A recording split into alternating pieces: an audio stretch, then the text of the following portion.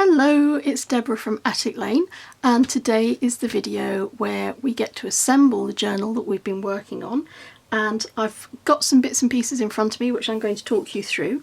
I'm going to make a cover. I'm going to make a little central, not a cover, I'm going to make a central piece for the front cover of our journal, and I'm going to use some of our scrap pieces of paper that we've gathered in our earlier videos. So I've got some music paper, some written paper, plain paper that we tea stained, and some more at the back, and I've just made them into a sort of a collage, just lightly overlapping each other, and I've glued them down in place. I want to lift the colour on the front of the cover. Let me fold this in so you get an idea of how it will look. I want to lift that because I find those colours are very sort of sepia and soft, and they blend in a little bit too readily with that light background. So I've got some white, and I'm going to use the white to lift the whole design. So I don't know exactly where I'm going to pop these little things at the moment, but I do know I'm going to use a white tag, and I've got a sepia tag that we tea stained, and I've got a tag that I've cut from our botanical flower book, and that's going to be the central feature. I've also got a really nice little phrase that is all about writing and paper, and I'm going to include this somewhere on the front of my journal. So I'm going to do that. I'm a terrible faffer, so I've just given you a rough idea of how I'm going to go about that. I'm not actually going to make you watch me faff about with these pieces of paper. So that's what I'm going to use, and that's what I'm going to that's how I'm going to create the front of my cover. And then the cover itself had a couple of little tiny little bits where the top piece of card had slightly delaminated, and I'm going to glue that down so that it doesn't stick up and mean that we see the paler colour of card underneath. It's actually quite difficult for you to see, I think, because it's so negligible, but I just want to do this as just for neatness. So I'll stick my glue on and hold it in place. None of these holes, there's a tiny little bit here as well where it's slightly lifted. These are not holes, this is just where the top piece of card has ever so slightly pulled away from the bottom piece of card. They're not holes, they don't go through to this side at all. This is completely sealed. So this is just me being a bit of a neat freak and just making sure that everything is in place where it should be. And I'm going to let that dry. I'm going to put that to one side while it dries, that glue just dries off, and I'm going to start my faffing with this, and once I've got a result for you, I'll share. I've added a couple of white strips of paper down the side here because that will balance up the white on the tag, and I've glued my 3 tags together so that they don't flop about. They will go exactly where I want them to go, which will be about there. I've taken the corrugated packaging that we saved, and I've cut a piece off the bottom, and I've just glued on a little sentiment which says, "If all the world were paper white and all the sea were ink, 'twere not enough for me to write as my poor heart doth think," which I thought was very appropriate for a journal. So that is going to go probably at the bottom there. And I've also kept one of the strips of cardboard from the cereal pack that we didn't use in making the cover, because I wanted to show you how you can make a reinforced hole protector. Is that what they're called? A hole reinforcer. I'll show you. That'll be easier than trying to describe it or remember the right word. Now I'm going to use my crocodile, but you could use just a standard hole punch. And the thing to do is go and make your hole in the cardboard first, and then you can cut around this because that's what I used to do before I had a little hole punch. This is a 1/2 inch round hole punch, and I can position it over that hole perfectly. This is the best way around to do it. If you do it this way and punch the big hole first and then try and get the little hole in the right place, it's a little bit fiddly, and as you can see, I missed. So do it the first way around that I showed you, little hole first, then the big hole, because it's much easier to see what you're doing. I'm going to add my hole reinforcer, I think that might even be the right word. I'm going to add that to the top of my tag with a little line of glue. Oops. And then I'm going to take some of our ribbon that we coloured. This is the binding that we coloured with our tea stain in maybe the last video. I'm losing track of the order in which we did everything. And I'm going to pop that through this hole.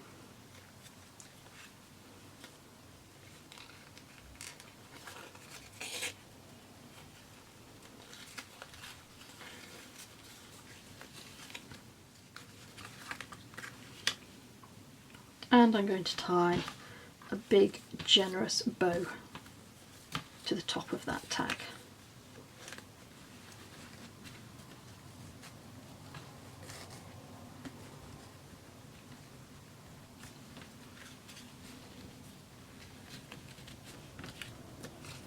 Great, just what I wanted.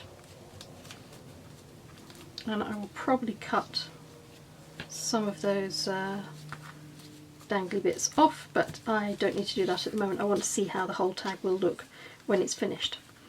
So the next thing I want to do is take this off camera, and I'm going to sew around this. I'm going to add some zigzag stitches. You don't need to do that at all, only if you have a machine or if you like hand stitching. I've stitched down this side and along the bottom, and I've done a couple of zigzag stitches down here as well.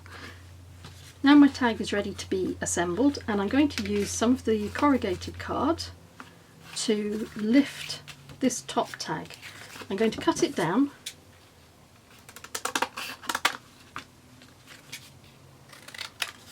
so that it will fit on the back of that card. Maybe take a bit more off.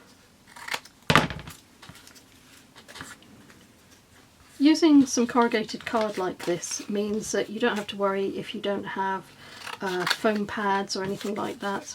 If you've got some corrugated card as a standby, it will do the job. And the way that I use it is I put the two corrugated pieces together so that you've got flat front and back pieces. That will make it easier to stick the whole thing together. I'm going to get my glue and just glue these bits together.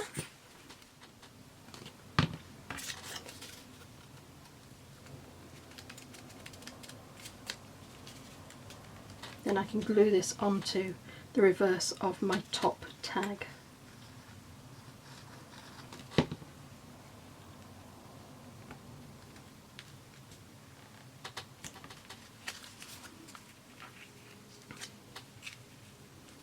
That makes the top tag stand out a little bit more. Nice little bit of dimension there, but not too much. You don't want too much on the front cover of your journal. I am going to cut off a couple of these lengths of ribbon because they are just a wee bit too long.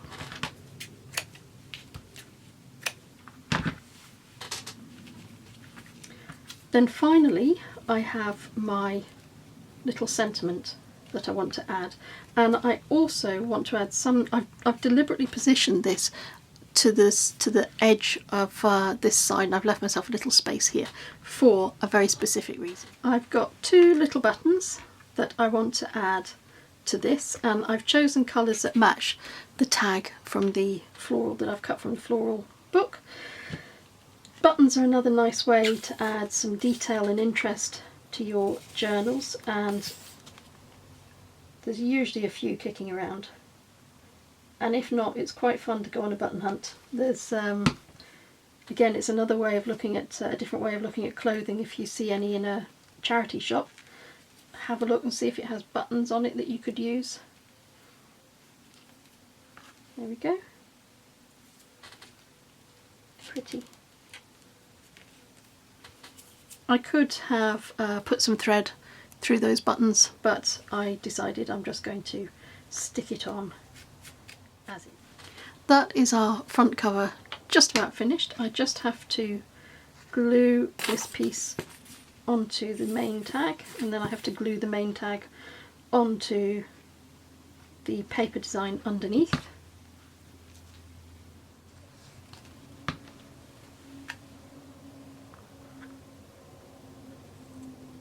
That's our tag finished, and I'm going to put that to one side to let that dry, and to stop me faffing with it, because I'm a terrible, well, I come in and I shape things, I move them around, I mess around with them. So I'm going to put it out of my way so I don't mess with it too much.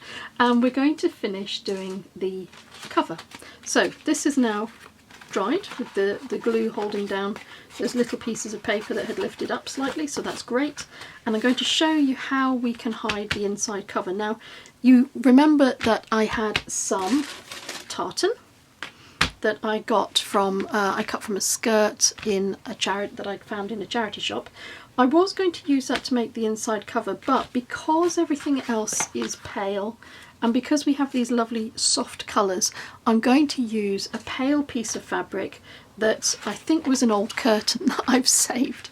So I'm going to go and get that. I'm going to cut it down so that it will fit this cover on the inside. I've moved on to my craft mat because things might get a bit splatty, and I want to show you the difference between different fabrics that you can use to cover over your inside of your journal. Now, because I'm using, this was some kind of quite thick cushion fabric, I think, but because it's pale, the design underneath shows through.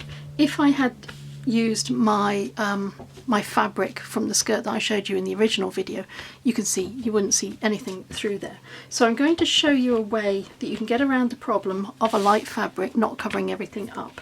And I'm going to use this. This is called white gesso. It's a priming material, so whenever you're painting or preparing a canvas, you might want to put some of this as a base layer, because it gives tooth to the next layer. So when you add on your next layer of paint, it will grab it really well.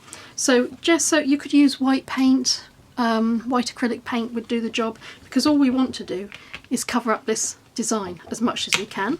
And I don't need to be fancy about it. I'm just going to put the gesso straight on and cover the back of my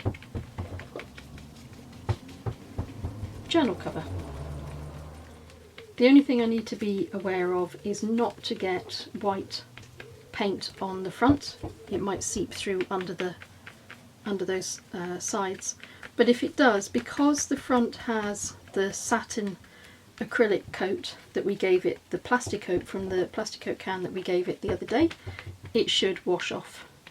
I just sponge it off, it would be absolutely fine. Just take a wet wipe to it and it would be fine. So I'm going into all of these little crinkles, all these little places, to make sure I cover this over really well.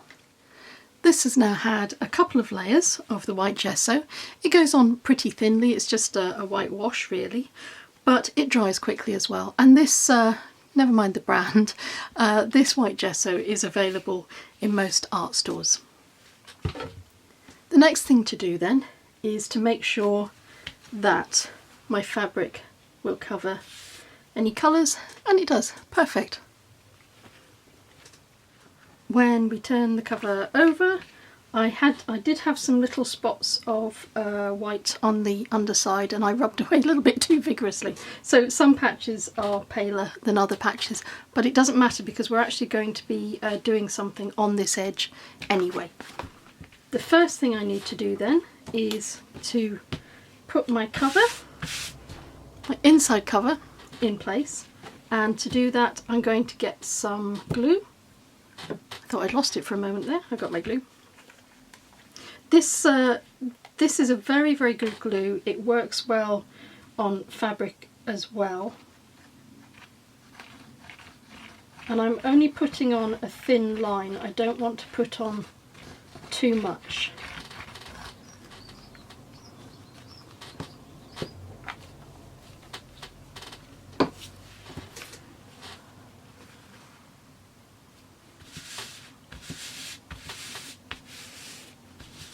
I'm just going to smooth that down because the paper underneath is not absolutely flat. We did all that work to soften it and make it interesting and put some nice creases in it. So I just need to pat this down and make sure that it's held in place.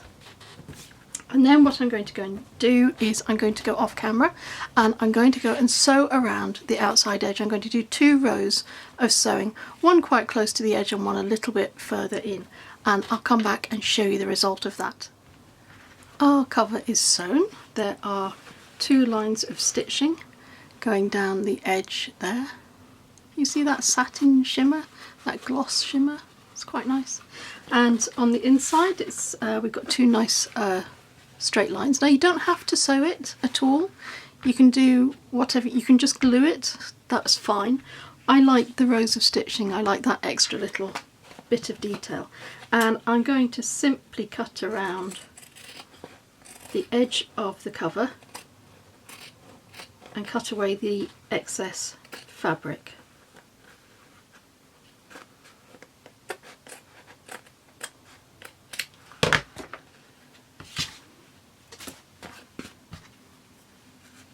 That's a nice neat front cover.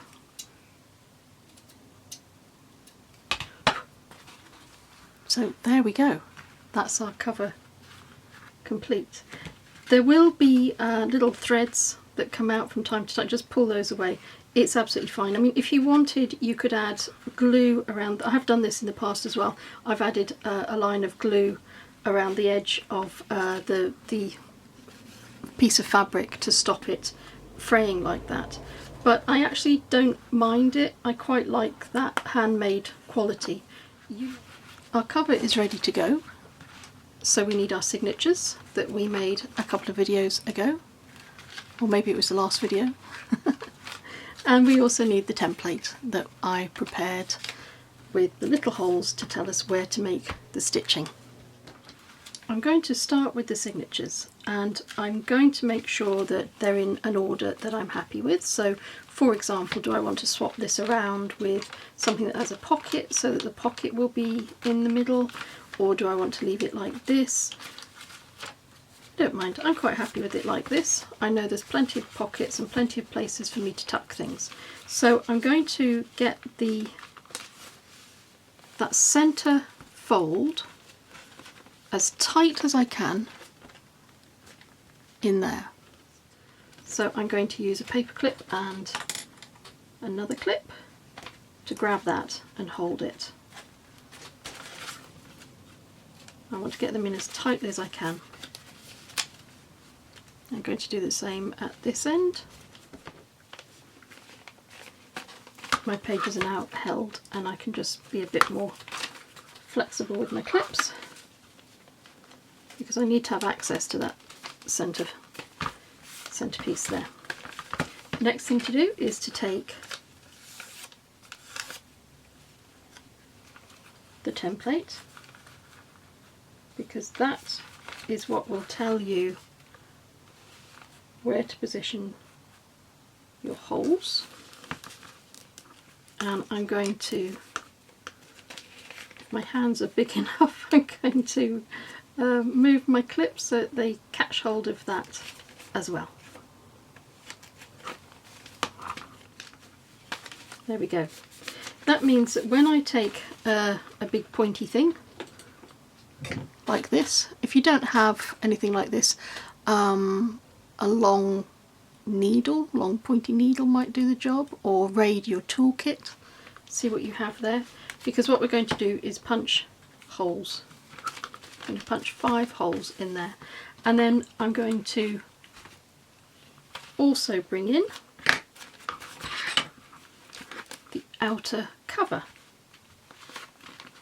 Make sure that folds where I want it to fold.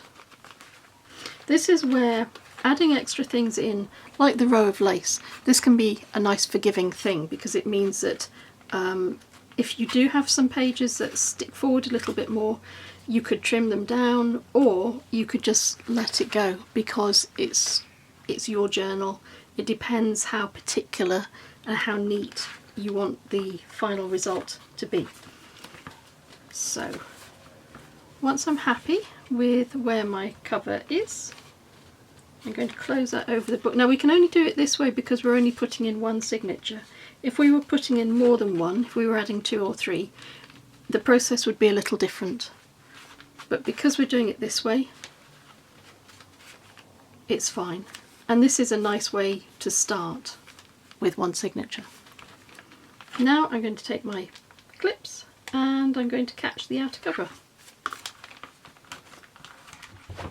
That's it, that's ready for me to get busy with my pointy tool.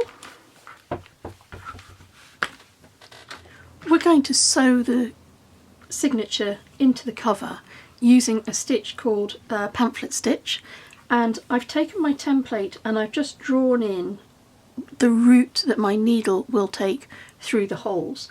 This saves me having to think about it when I'm halfway through and think, do I put it the needle here, which way does it go? So you start on the inside of your booklet, and then the needle goes through this hole first and then through the back and comes back in this hole and then goes out through the top hole, comes back in through this hole and then misses the middle and goes all the way down to this hole here, over the outside, comes back in, on the inside comes in here and through the outside and comes back in this position. And I've got little arrows and maybe you can see that, and it's a good idea to have that in place before you start so that you know exactly what you're doing. We need to make the holes so that we can actually get the thread through those, through the signature and the cover. And I have another massive book. This is a French-English dictionary. I'm trying to see how much it cost me because I know I got this in a second-hand shop and it wasn't very much. I think it was maybe £2, but the price isn't in there. And this is not, I'm not using this for pages at the moment, although I do when I make other books. I'm using this as a cradle so that when I push my needle down into the holes, there's somewhere for the needle to go apart from through the top of my desk. And because I've got so many pages in this book, it really doesn't matter if I damage this inside part here because, like I say, not an expensive book and lots of pages. So I'm going to use, this is an awl, nice pointy one, and I'm going to use this to go straight down through all of my book pages and my outer cover. Now you can see it poking through.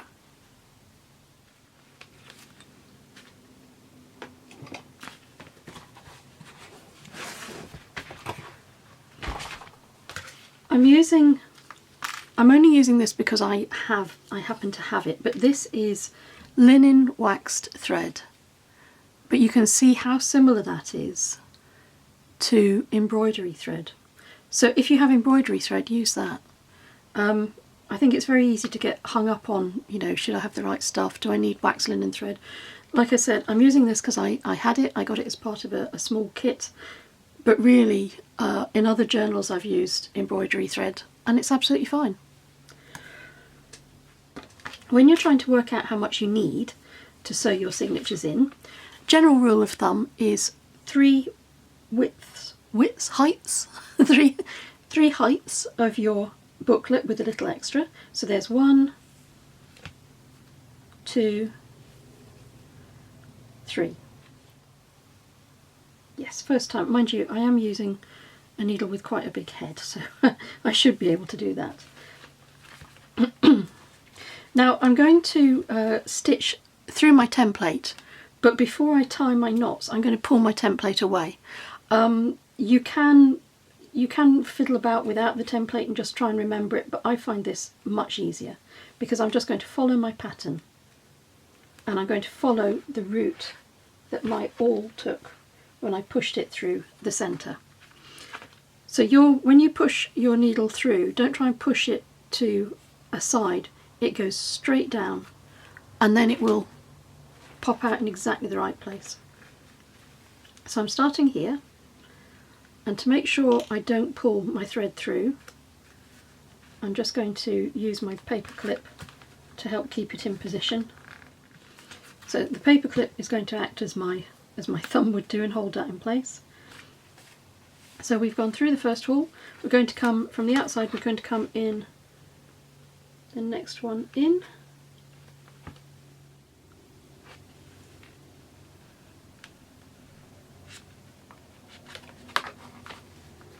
I'm going to try and keep this the same way up so you can see.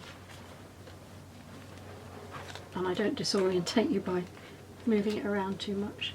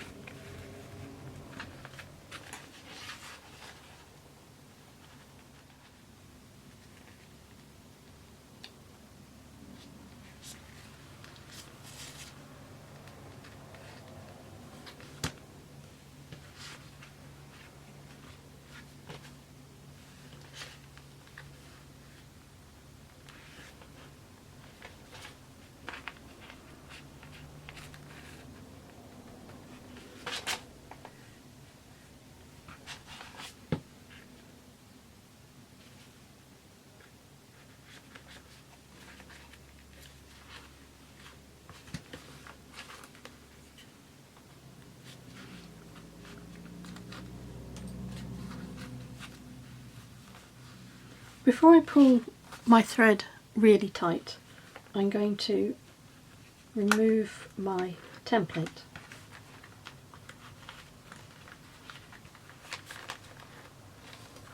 And because it's paper, I can just rip it away.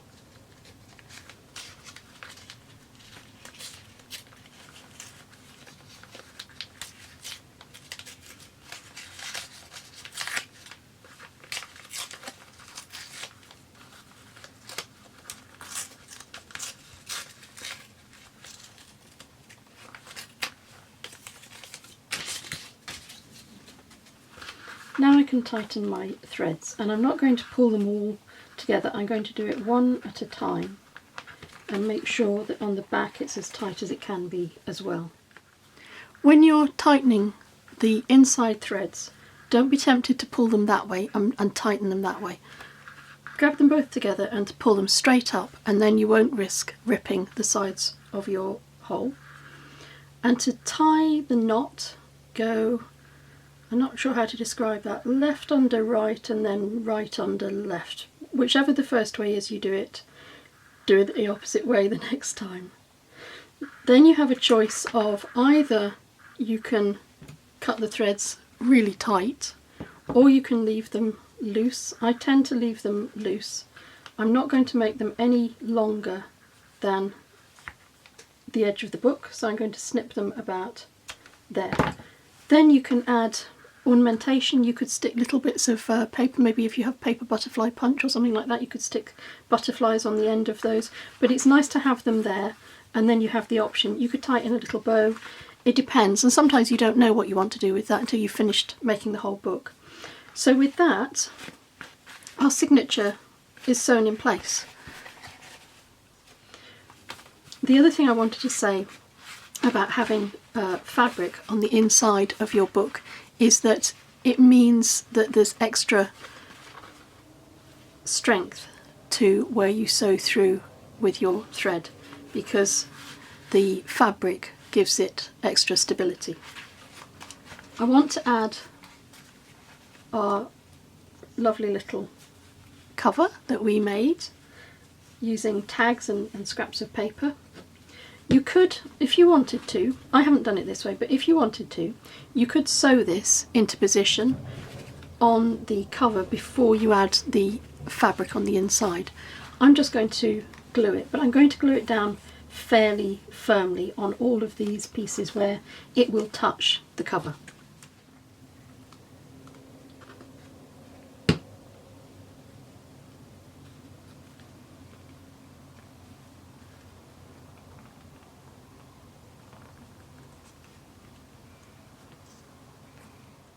That is our journal finished.